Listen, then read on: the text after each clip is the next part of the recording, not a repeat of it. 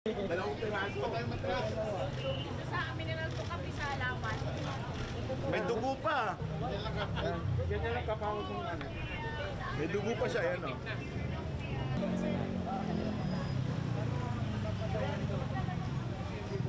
Ang dami nito ah. Yan, sasalain natin.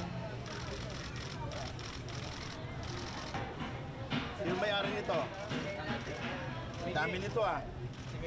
Kaya yan po yung mangyayari. Kaya lang ang problema, doon lang yung sa mabisa. Paano yung community? 1, 2, 3, 4, 5, 6, 7, 8, 9 pieces. 9 pesos para sa 45 pieces na kiti-kiti. Sir, one more.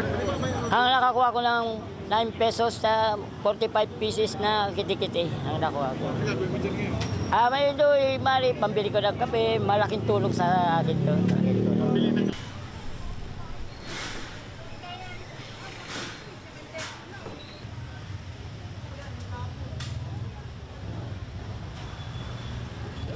Yung aming pong programa ay may piso sa mosquito, pero hindi po literal na bawat isang mosquito ay piso, malulugi po ang barangay. At least 5 pieces of patay man o buhay, kiti-kiti, kapalit po nun ay piso, 5 piraso.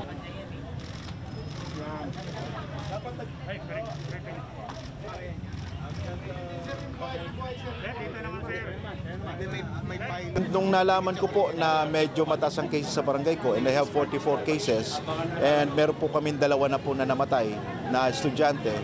Kaya nung nagkaroon po ng alarma, yung Quezon City na merong outbreak, ang Quezon City, kaya ang Mandaluyong po, lalo't tigit ang barangay ko, pinakamalaki, maraming tao. Ako na mismo ang gumawa ng paraan na panibagong alternatibo na makakadagdag sa ongoing projects na ginagawa ng LGU. Ayun o, napakahirap po manghuli ng lamok. Hindi naman po, yun lang o. Pinagpagong ko po nakuha at mga lamok na to. Tigisa lang po talaga, ang hirap ulit. Yan.